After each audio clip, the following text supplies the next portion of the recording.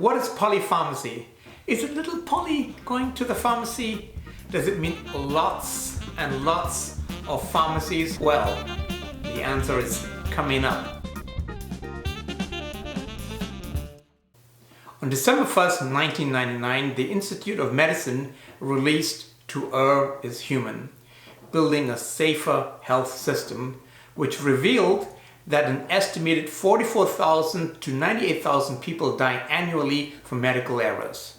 According to the report, more people die in a given year as a result of medical errors than motor vehicle accidents, breast cancer, or AIDS. Some journalists and newspapers then ran sensational headlines with a story that was equivalent to a jumbo jet crashing daily. In 2016, a review from Johns Hopkins published in an article another number which was hard to fathom. Patient safety experts in that article calculated that 250,000 deaths per year were due to medical error in the US. The headline in several medical journals and print media were as follows: Johns Hopkins study suggests medical errors were the third leading cause of death in the US. I got your attention. So is this true, or is this all hyperbole? Several physicians, including Dr. Gorski, who's a medical oncologist, disagreed with the findings and said the following: medical errors rarely occur in isolation from serious medical conditions, and also that adverse events happen even in the absence of medical errors. Many adverse events are not preventable and do not imply medical errors or substandard medical care. Using data from the global burden of diseases, injuries, and risk factors between 1990 and 2016, instead of simply using insurance claims, the new study showed a modest reduction in the death rates from adverse events from medical treatment in the United States from 1990 to 2016, while also observing increased mortality risks with advancing age in certain geographic locations. The numbers they showed were about 50 to 80-fold smaller than the Johns Hopkins review. So you're asking yourself, why is this doctor going about this, and what does this have to do with polypharmacy? Polypharmacy is the administration of multiple medications at the same time. This number can vary from anywhere between 5 and 10, and in my practice I prefer to choose the lower number. More than 5 medications is just too many medications. I would include over-the-counter and herbal supplements in this definition. So what happens if you're taking too many medications? It increases the chances of side effects and adverse events, drug-drug interactions, poor compliance, just too many drugs for the older adult, let alone for the younger adult to remember. This is either further compounded, especially if the older adult has vision problems and hearing problems and problems with cognition. There's a certain cost with this. There's also duplication of therapy. Sometimes patients stay on the drugs for too long, which have the same effect, and providers do not discontinue the drug. So let me give you an example of common drugs and their interaction. Let's say if you take aspirin. Aspirin is a common drug, and ibuprofen at the same time, it increases your chance of bleeding. And if you are a heart patient who's taking aspirin because it's cardioprotective, and you are taking ibuprofen at the same time, it negates the positive effect. If you're finding value in this video, don't forget to like, subscribe, and hit that notification button.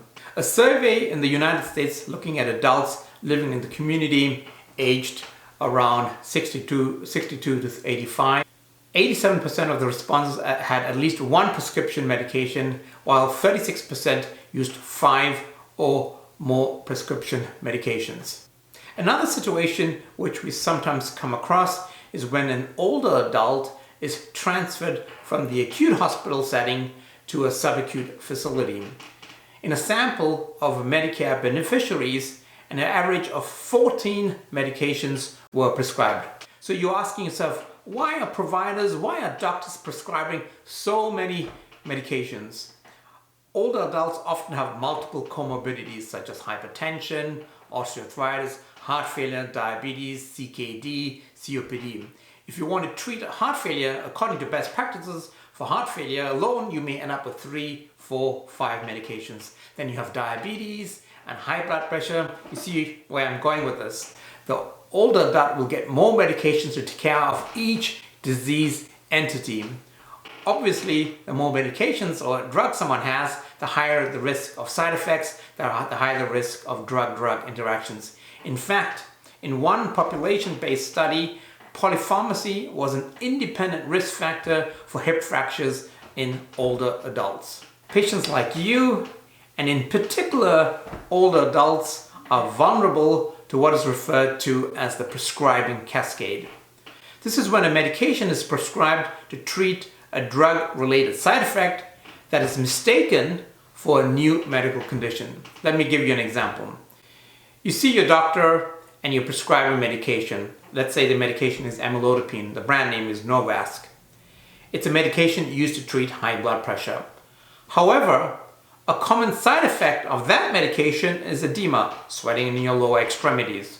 You notice the swelling after a couple of weeks, and then you go and see your provider. You might be seen by somebody else, and they fail to see that this is a side effect of the medication and prescribe you another medication, namely Lasix, a water pill, to treat your leg swelling.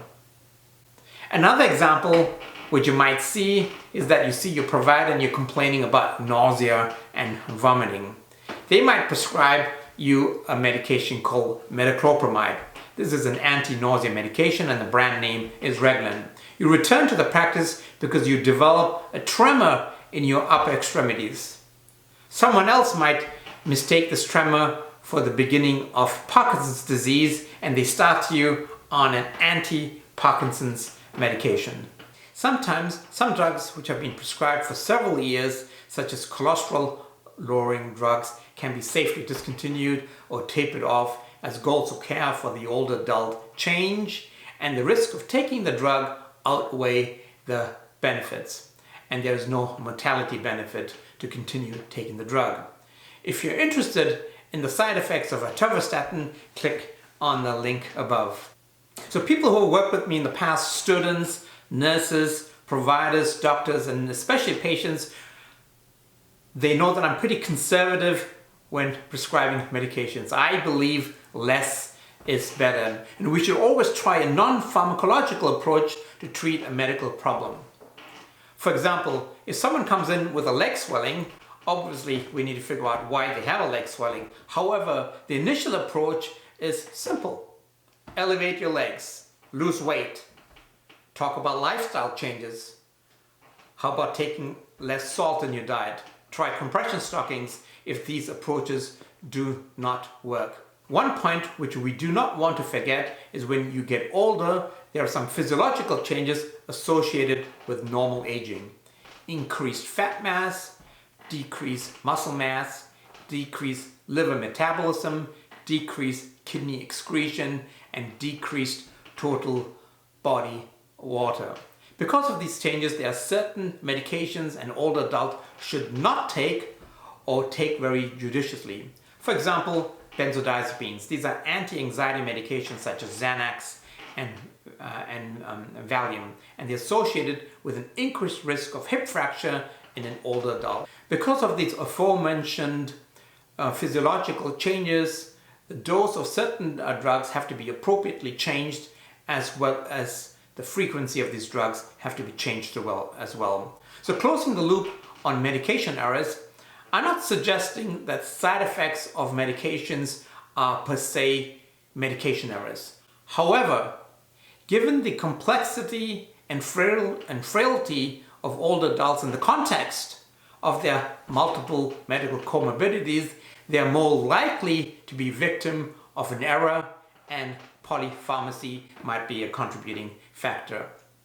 We have to learn to look after our older adults as holistic beings, and we cannot see them as individual organs. The heart, the lungs, the legs, the knees, the kidneys. And every time they come up with a problem, let's say it's a heart problem, we give them a heart medication. And if they come up with a lung problem, we give them a lung medication. We should take a step back, look at them holistically, and then decide together with them or with their caregiver what the best treatment plan is, and always go for a non-pharmacological approach if that's possible. Question of the day: how many drugs are you taking?